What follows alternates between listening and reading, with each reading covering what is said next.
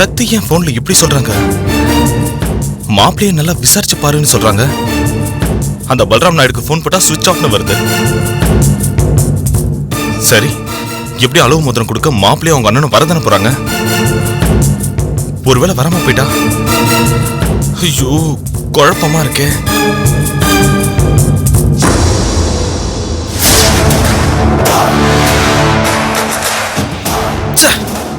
வேற அவங்க கிட்ட மாட்டிக்கிட்டாரு, பணமும் வேற மாட்டிக்கிச்சு. என்ன பண்றது?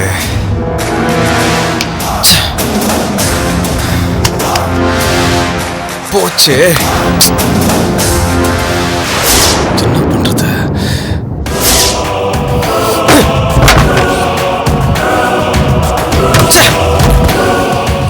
ஒரு கோடி கைக்கு வராம போயிடுச்சு. எங்க போயிருக்கோம்? அந்த பூமிக்கா தான் ராதா கிட்ட பணத்தை கொடுத்து வச்சிருப்பா. பணம் ஒரு பக்கம் இருக்கட்டும், முதல்ல அப்பா எந்த ஹாஸ்பிட்டல் இருக்காங்கன்னு பார்த்து தூக்கிடணும். அவர் நம்ம கைக்கு கிடைச்சிட்டா அப்புறம் பணத்துக்கு கவலையே இருக்காது. கண்டுபிடிக்கிறேன், கண்டுபிடிச்சு தூக்குறேன். ராதிகா, ராதிகா, ఏంటి అన్నయ్య கூப்பிட்டீங்களா? அது ஏன் లేదు, அது ஒன்றும் இல்லை. அளவு மோதிரம் கொடுக்கறதுக்கு மாப்பிள்ளை வீட்டுக்காரங்க கண்டிப்பா வந்துருவாங்கல்ல. ஏன் அண்ணே எப்படி கேக்குறீங்க? உங்க முன்னாடி தான் நான் அவருக்கு ஃபோன் பண்ணேன், மறந்துட்டீங்களா? அது ஒன்றும் இல்லம்மா, நல்ல காரியம் நடக்கும்போது அவங்க ஏதாவது சாக்கு போக்கு சொல்லி வராமலே இருப்பாங்களோன்னு சின்ன சந்தேகம், பதட்டம், அவ்வளவுதான். அண்ணையா, உங்களுக்கு சந்தேகமே வேணாம், கண்டிப்பா அவங்க வந்துருவாங்க. நம்ம ஃபோன் பண்ணிருக்கோம்ல, வராம இருப்பாங்களா? அது சரிதான். தலி, எதுக்கு இருந்தாலும் நீ ஒரு வாட்டி ஃபோன் பண்ணிட்டு பாரு, இன்னொரு வாட்டி சொல்ல. அவ்வளவுதானே, నేను ஃபோன் చేసి கன்ஃபார்ம் பண்றேன், ஓகேவா?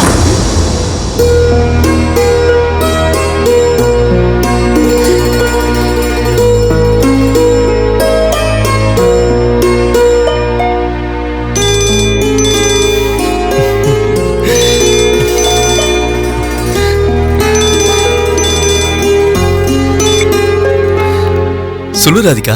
அது ஒண்ணுல பர்வேஷ், நாளைக்கு அளவு மோதிரம் கொடுக்கணும், ஞாபகம் இருக்குல்ல? என்ன ராதிகா இப்படி கேட்டுட்ட? எனக்கு அந்த ஞாபகம் மட்டும்தான். எப்ப பொழுது விடியும்னு காத்துக்கிட்டே இருக்க.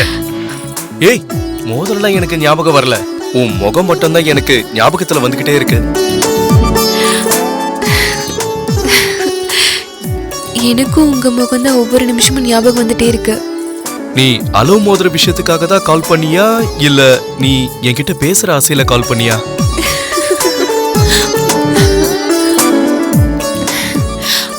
சரி சரி, நாளைக்கு நீங்க கன்ஃபார்மா வரீங்கல்ல? இது பாருங்க, உங்களுக்கு அளவு மோதிரம் எடுத்துக்கிட்டு மோதிரம் டிசைன் பண்றதுக்கு எங்க அண்ணையை எத்தனை கடை ஏறி இறங்கணும் தெரியுமா? நாளைக்கு சூரியன் உதிக்கிறது எப்படி நிச்சயமோ அதே மாதிரி நான் உன் வீட்டுக்கு வருது 100% நிச்சயம். சரி, நான் வச்சிடுறேன். சரி, பாப்போம். அண்ணையா, நாளைக்கு மாப்பிள்ளை வீட்டுக்காரங்க வராங்க, கன்ஃபார்ம். சரிம்மா, சரி.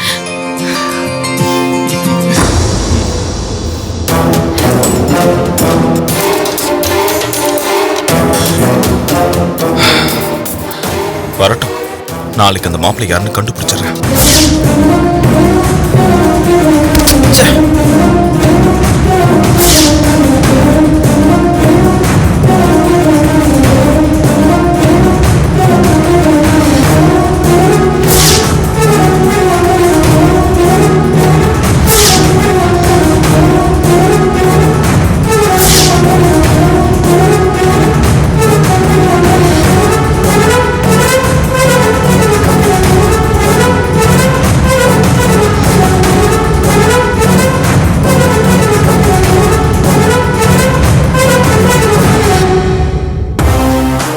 அண்ணே, என்னென்ன யோசனையில இருக்கீங்க? அது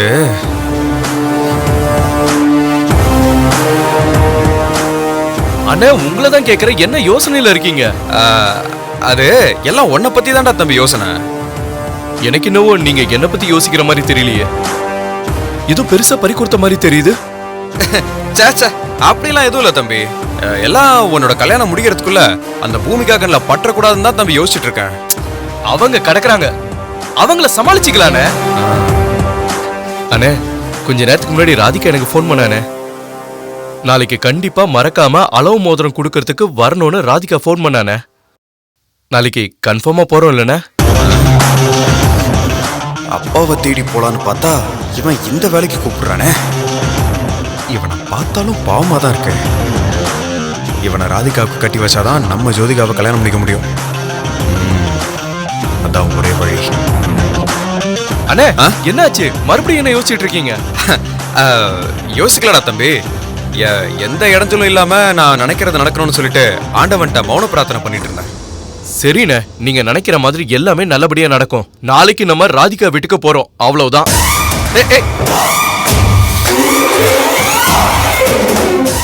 முதல்ல இவன் காரியத்தை முடிப்போம், அப்புறம் அப்பாவை தூக்குவான்.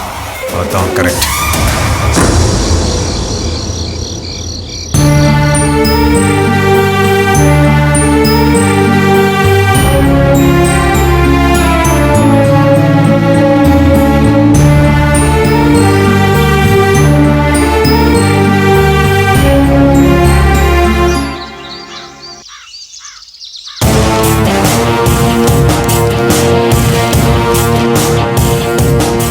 Good morning sir. Good morning. என்னாச்சு?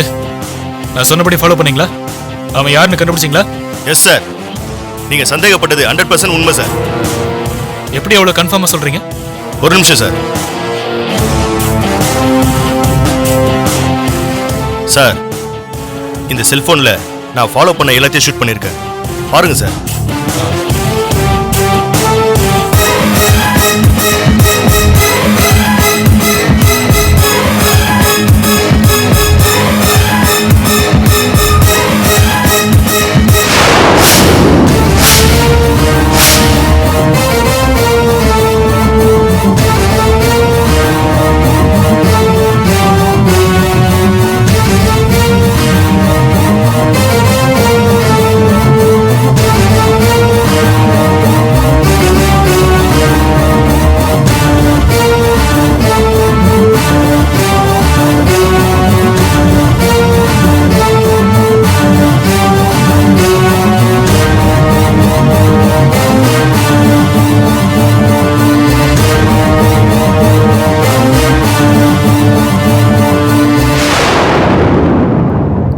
கரெக்ட். நான் சந்தேகப்பட்டது சரியா போச்சு. இவன் மதன் தான். அப்படின்னா ஜெயில இருக்கிறவன் மதன் மாதிரியே இருக்கிற குண்டூர் சுதன். ஆள் மாறாட்டம் செஞ்சு அவனுங்க என்னையே ஏமாத்திருக்கானுங்க. ஒரு போலி மதனை உருவாக்கி போலீஸ் டிபார்ட்மெண்ட்டுக்கு சவால் விட்டுருக்கானுங்க.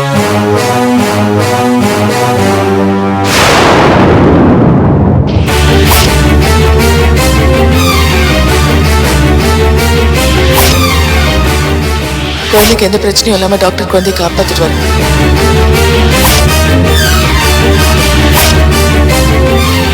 டாக்டர் மதனங்க? மதன் ரெஸ்ட் ரூம்ல இருக்காரு.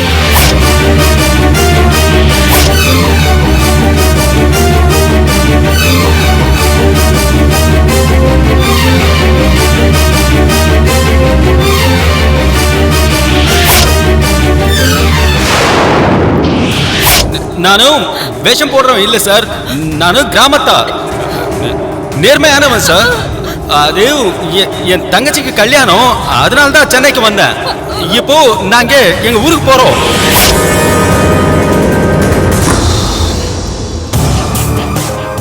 கண்டிப்பா இதுக்கு பின்னாடி அந்த அர்ச்சனா தான் மூல காரணமா இருந்து செயல்பட்டிருக்கணும்.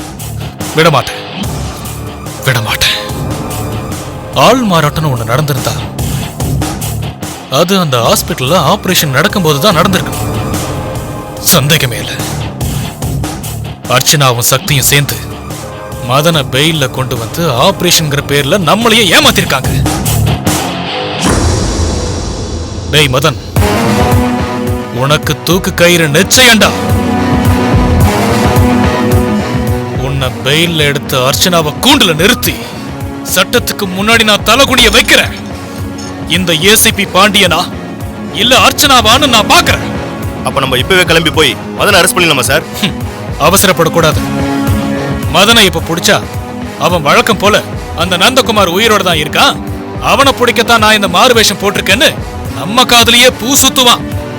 இவன் மதன் மாதிரியே இருக்கிற அந்த அப்பாவி சுதனை என்ன சொல்லி ஏமாத்துனா இதுக்கெல்லாம் மூல காரணம் யாருன்னு கண்டுபிடிக்கிற வரைக்கும் நாம மதனை விட்டுத்தான் பிடிக்கணும்.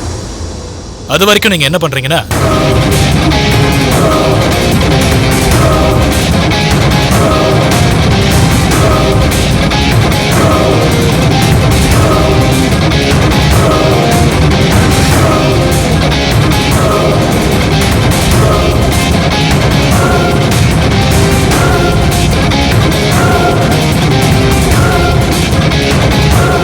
இதுதான் என்னோட பிளான். இது நாம கரெக்டா ஒர்க் அவுட் பண்ணோம்னா மதனும் மாட்டிக்குவா, இந்த ஆள் மாறாட்டத்துக்கு துணை போன எல்லாரும் மாட்டிக்குவாங்க. நீங்க கிளம்புங்க. மதனை கண்காணிக்கிற வேலையை தொடர்ந்து செய்யுங்க. Yes sir. டேய் மதன், ஆள் மாறாட்டம் பண்ணி என்கிட்டயே கண்ணாமூச்சி காட்டுறியா? நான் யாருங்கிறத உனக்கு கூடிய சீக்கிரம் காட்டுறேன்டா.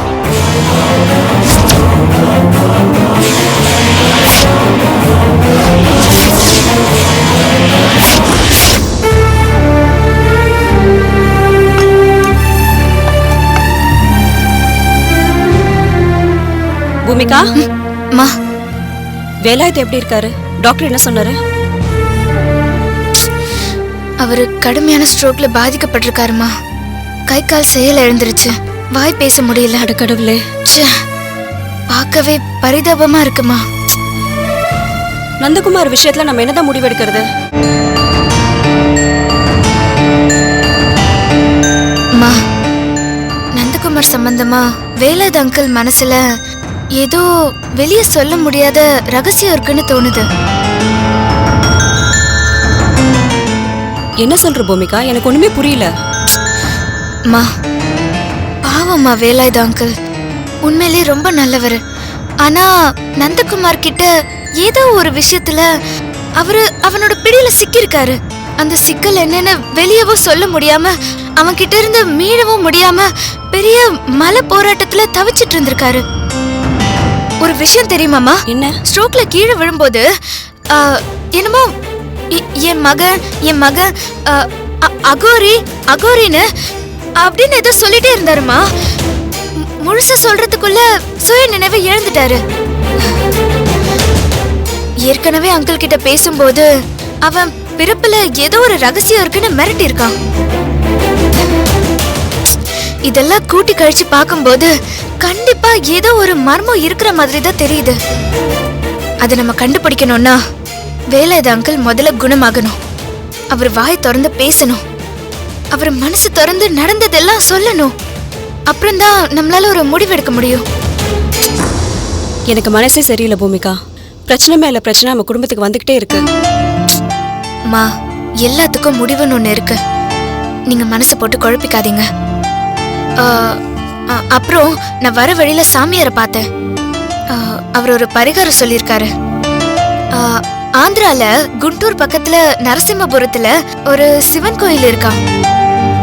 நான் அங்க போய் பரிகார பூஜை பண்ணிட்டு வந்துடுறேம்மா. சரி, நீ மட்டும் தனியா போறியா? இல்ல, போகும்போது ராதாவையும் கூட்டிட்டு போறேன். அம்மா, தேவிகா இங்க தூங்குறாளா? உள்ள தூங்கிட்டு இருக்கா. சரி, நான் பாக்குறேன்.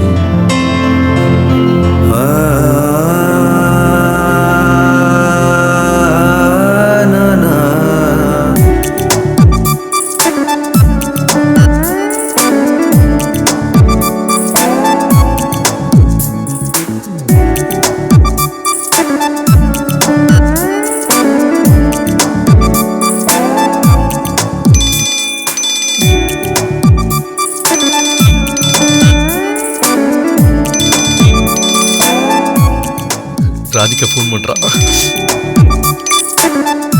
சொல்லு ராதிகா. என்ன பர்வேஷ், கிளம்பிட்டீங்களா? கிளம்பிட்டே இருக்கோம். இன்னொரு 10 நிமிஷத்துல உன்னை பார்க்க பறந்து வந்துடுறேன்.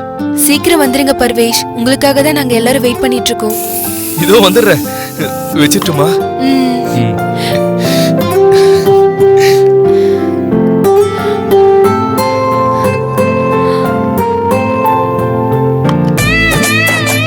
அண்ணே, அண்ணே சொல்லுடா, நமக்காக வெயிட் பண்றாங்க. சீக்கிரம் கிளம்புங்கண்ணே. இருடா ஏன் பறக்குற இப்போ? அளவு மோதிரம் கொடுக்க தானே ராதிகா கூப்பிடுற, அவ்வளவுதானே? அண்ணே, அளவு மோதிரம் கொடுக்கறதுக்கு மட்டும் இல்லண்ணே, ராதிகாவை எனக்கு பார்க்கணும்னு ரொம்ப ஆசையா இருக்குண்ணே. ராதிகாவை பார்க்கற வாய்ப்பு வந்ததும் உனக்கு காதல ஊறுதுடா. நானும் பார்த்துட்டேன். ராதிகா மேல அம்புட்டு ஆசை வச்சிருக்க தெரியுதுல்லண்ணே. சீக்கிரம் கிளம்புங்கண்ணே, ஆந்திரா போகணும். நான் 10 நிமிஷத்துல வரணும் பேச்சுவாக்குல வர சொல்லிட்டேனே. பர்வேஷ் வருவாருன்னு எனக்காக ராதிகா வாசல்லே காத்துக்கிட்டு இருப்பானே. வாங்கண்ணே போலாம். உன்னோட அவசரத்தை பார்த்தா அண்ணனே தேவையில்லை, நீயே போயிடுவ போல இருக்கு. போங்கண்ணே, நீங்க இல்லாம நான் ஏதோ செஞ்சிருக்கனா? ராதிகான்னு ஒரு அழகு பொக்கிஷத்தை எனக்கு கட்டி வைக்க போறீங்க. உங்களை விட்டு நான் போக முடியுமா? வாங்க போலாம். இதுக்கு மேல நான் வெயிட் பண்ணா நீ என்ன பண்ணுவ? கிளம்பு போலாம். கிளம்பு போகலாம். வாங்கண்ணே.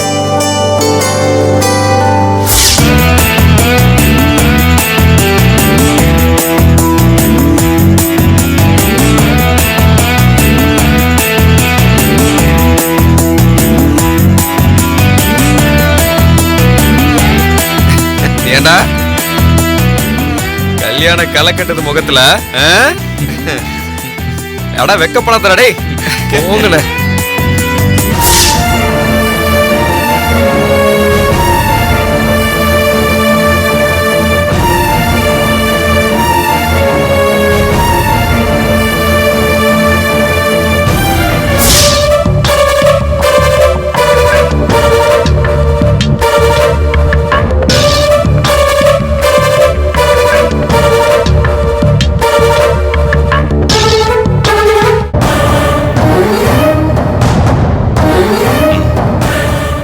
சக்தி சொன்னதுல இருந்து ரொம்ப டென்ஷனா இருக்கே.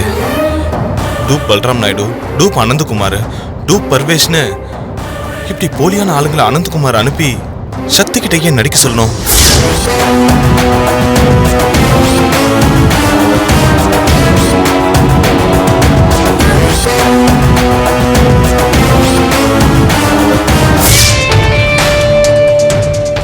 அனந்தகுமார் ஏன் இந்த வேலையை செய்யணும்? அப்படி அவர்கிட்ட என்ன தப்பு இருக்கு? அவர் ஏன் சக்தியை போய் நேர்ல சந்திக்கல? என்ன எனக்கு ஒண்ணுமே புரியலையே.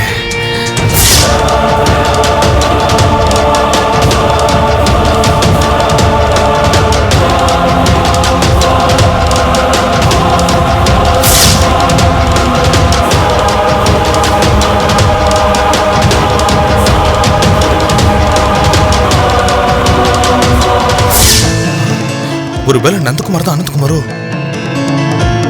வரட்டும். எப்படியும் அந்த 2 பேரும் இங்க வருவானுங்கள, அந்த மர்மம் என்னன்னு அப்ப கண்டுபிடிச்சிடறேன்.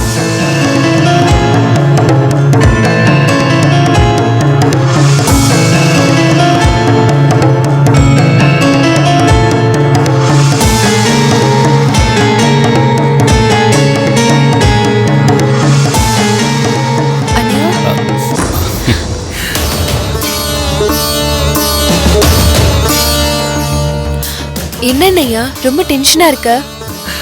அது ஒன்றும் இல்லைம்மா, மாப்பிள்ளையும் அவங்க அண்ணனும் சென்னையிலேருந்து வராங்க இல்லையா, அதான் அவங்க பத்திரமா வரணும்னே வேண்டிக்கிட்டு இருக்கேன். அதுலேயும் நேரம் வேற ஆயிட்டு இருக்கு. அம்மா எதுக்கும் ஃபோன் போட்டு எங்க வந்துட்டு இருக்காங்கன்னு கேளு. ஆமா சீக்கிரமா ஃபோன் பண்ண. கேளு. ஹே ராதிகா, நீ பர்வேஷ் கிட்ட பேசுறதுக்கு பாபா ஒரு நல்ல சான்ஸ் கொடுத்திருக்காரு. பேசு ஒரு நல்ல கடலை போடு.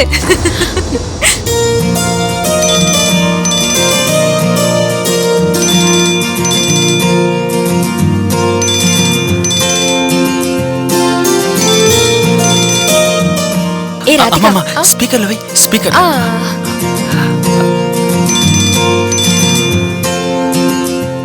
அண்ணே, ராதிகா தானே கால் பண்றா?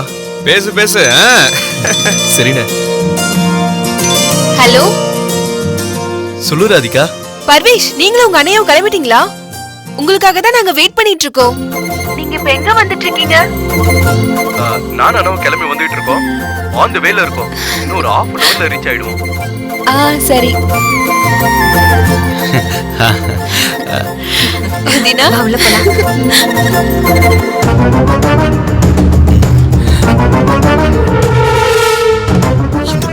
கேட்ட மாதிரி இருக்கே. யார் குரல் இது? ரொம்ப பழக்கப்பட்ட குரல் மாதிரி இருக்கு.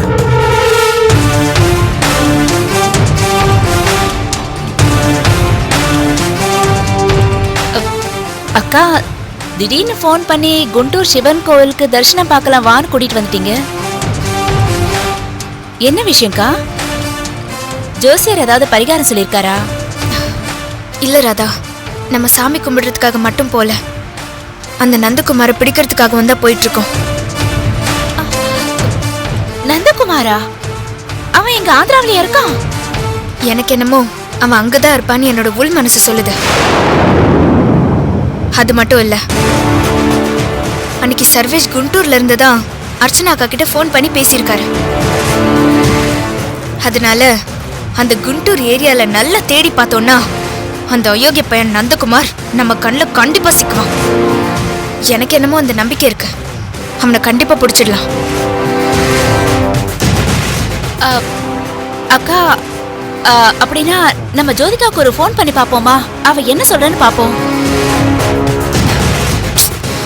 ஐயோ, அவதான் சுய நினைவுல இல்லையே. அந்த நந்தகுமார் என்ன சொல்லி கொடுக்கறானோ அவத ஒப்பிக்கிற மாதிரியே தானே பேசுறா. அவகிட்ட எல்லாம் பேசுறது வேஸ்ட் ராதா.